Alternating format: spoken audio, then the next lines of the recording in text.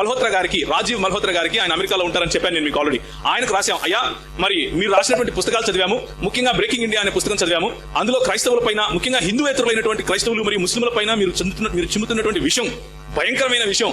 మతోన్మాదము, తీవ్రవాదము రెచ్చగొట్టే విధంగా ఉన్నటువంటి మీ మాటలు మీరు ఉపసంహరించుకోండి, లేకపోతే మీరు మాట్లాడుతున్నటువంటి మాటలు తప్పు, అవి చారిత్రక నేపథ్యంలో వాటిని గనక ఒక్కసారి సామాన్యుడు గనక చూస్తే కూడా అది తప్పని తెలిసిపోతుంది అని మేము ఆయనకు ఒక లెటర్ రాసి పబ్లిక్ గా మాట్లాడుకోవడానికి ఆయనను ఇన్వైట్ చేస్తే ఆయన రిప్లై రాశాడు.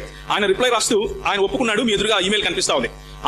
నేను నా ఉద్దేశంలో క్రైస్తవులు భారతదేశాన్ని విచ్ఛిన్నం చేస్తున్నారు, క్రైస్తవులు భారతదేశాన్ని, భారత సంస్కృతిని విచ్ఛిన్నం చేస్తున్నారు కాబట్టి నేను అలా రాశాను అని ఆయన ఒప్పుకున్నాడు. సరే అని చెప్పి ఆయనకు కొన్ని డేట్స్, నా పేరు, అలాగే నా మిత్రుడైనటువంటి నరేంద్ర సాహు బాంబేలో ఉంటాడు ఆయన, మా ఇద్దరు పేర్లు ఇచ్చాం, మా ఫోన్ నెంబర్లు ఇచ్చాం, మా స్కైప్ ఐడీలు ఇచ్చాం, మా ఈమెయిల్ ఐడీలు ఇచ్చాం, మాతో మాట్లాడొచ్చు అని చెప్పాం.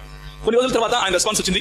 ఆయన రెస్పాన్స్ వచ్చిన తర్వాత ఇలాగే ఒక ఈమెయిల్ తర్వాత ఇంకొక ఈమెయిల్, ఏ సబ్జెక్ట్ మీద మాట్లాడుకుందాం, ఎప్పుడు మాట్లాడుకుందాం, ఎలా మాట్లాడుకుందాం అన్నప్పుడు నాకు కొన్ని మిలియన్ల ఫాలోవర్స్ నా యూట్యూబ్ ఛానల్లో ఉన్నారు, అందులో మాట్లాడదామని ఆయన చెప్పడం, దానికి మేము అంగీకరించడం కూడా జరిగింది. చివరికి ఆయన ఏమన్నాడు అంటే, సరే మీ ప్రొఫైల్స్ పంపించండి, మీ ప్రొఫైల్స్ వచ్చిన తర్వాత మేము డిసైడ్ చేస్తామని అన్నారు. మా ప్రొఫైల్స్ నాది తర్వాత ఎవరైతే ప్యానెల్లో కూర్చొని మాట్లాడాలనుకుంటున్నామో మా అందరి ప్రొఫైల్స్ పంపించిన తర్వాత ఆయన కొన్ని మా వీడియోస్ చూశాడు. ఆ ఈమెయిల్ మీరు చూసినటువంటి ఈమెయిల్లో నేను మీ వీడియో చూశాను, యోగాకు సంబంధించిన వీడియో చూశాను. మీరు యోగాకు సంబంధించిన వీడియోలో టెక్స్ట్ ను పట్టుకుని మాట్లాడుతున్నారు, నేను చాలా డిసప్పాయింట్ అయిపోయాను, ఇలాంటి టెక్స్ట్ పట్టుకుని మాట్లాడే వాళ్ళంటే కొంచెం కష్టమే అన్నట్లు ఆయన రాశాడు. అలా రాస్తూ మెల్లిమెల్లిగా ఆఖరికి ఎక్కడికి వచ్చి ఆగిపోయాడు అంటే, క్రైస్తవులు, మీరు అబ్రహామిక్ రిలీజియన్స్ అయినటువంటి క్రైస్తవులు మరియు ముస్లింలు ఎవరైతే ఉన్నారో వారు అక్షరాన్ని పట్టుకుని ఎక్కువ చూస్తారు, పుస్తకంలో ఏం రాస్తుందో అదే చూస్తారు, కానీ మేము హైందవులు అలా కాదు, మేము ఎక్స్పీరియన్స్ బేస్డ్, లేకపోతే మేము అనుభవాన్ని పట్టుకుని వెళ్తాము అంటూ చర్చను అక్కడితో ఆపేసి ప్రయత్నం చేశారు.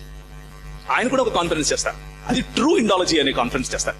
ట్రూ ఇండాలజీ అనే కాన్ఫరెన్స్ దేశ విదేశాల్లో ఆయన చేస్తూ, ఆయన మరియు సుబ్రహ్మణ్య స్వామి మరియు మిగిలిన మోడీ గవర్నమెంట్ వారు ఎవరైతే బీజేపీ మరియు ఆర్ఎస్ఎస్ భావజాలంతో కలిగి ఉన్నారో వారు చరిత్రను వక్రీకరిస్తూ, ఇన్ని సంవత్సరాలు భారతదేశంలో క్రైస్తవ సముదాయం మరియు ముస్లిం సముదాయం యొక్క ఎలాంటి కోఆపరేషన్ లేకుండానే ఈ భారతదేశం నిర్మించబడిందని, ఈ భారతదేశాన్ని మొత్తాన్ని విచ్ఛిన్నం చేస్తున్నది క్రైస్తవులని అలాగే ముస్లింలని దుయ్యబడుతూ రాసినటువంటి పుస్తకాలు ఆయన ప్రమోట్ చేస్తూ ఉంటారు ఇలాంటి కాన్ఫరెన్సెస్ లో. అందుకనే ఆయనకు చెప్పాం, మీరు ఏ పేరైతే పెట్టారో ట్రూ ఇండాలజీ అని, మేము ట్రూ అని పెట్టాల్సిన అవసరం కూడా లేదు, పుస్తకాల్లో ఉన్న చరిత్ర ఉన్నట్టు చెబితే కూడా చాలా ప్రజలకు తెలిసిపోతుంది, 3 నెలలు సమయం ఇస్తున్నామని చెప్పాం. ఆయన రాలేదు. ఆ తర్వాత నుంచి మొదలు పెట్టాం, మొట్టమొదటిగా కేరళలో, ఆ తర్వాత మెల్లిమెల్లిగా అన్ని చోట్ల ఇండాలజీ అనేటువంటి కాన్ఫరెన్స్ చేస్తున్నాం. దీని వెనుకున్నటువంటి కారణం ఏమిటి అని అంటే, ఒక ఆర్గనైజ్డ్ పద్ధతిలో, ఒక పగడ్బందీ పద్ధతిలో అన్ని రాష్ట్రాల్లో కూడా మెల్లిమెల్లిగా ఉత్తర భారతదేశం నుంచి స్టార్ట్ అయినటువంటి ఈ మూవ్మెంట్ ఏంటంటే, క్రైస్తవులు మరియు ముస్లింలు దేశానికి ద్రోహులు, క్రైస్తవులు మరియు ముస్లింలు దేశాన్ని విచ్ఛిన్నం చేస్తున్నారు. ఒకరేమో బయటికి కనిపించేటటువంటి వయలెన్స్ లేకపోతే హింసతో దేశాన్ని విచ్ఛిన్నం చేస్తుంటే, ఇంకొకరేమో ప్రేమ అని చెప్తూ మన సంస్కృతిని విచ్ఛిన్నం చేస్తున్నారు అన్నటువంటి భయంకరమైన విడదీసి విభజించి పాలించేటటువంటి బ్రాహ్మణవాదాన్ని, లేకపోతే విభజించి పాలించేటటువంటి ఈ మనువాదాన్ని మళ్ళీ తీసుకొచ్చి మన మీద రుద్దే ప్రయత్నం చేస్తున్నారు. దానికి ధీటైనటువంటి చారిత్రాత్మకమైనటువంటి బైబిల్ లేఖనాలను ఆధారంగా చేసుకున్నటువంటి సమాధానం చెప్పాలి కాబట్టే ఈ ప్రయత్నం.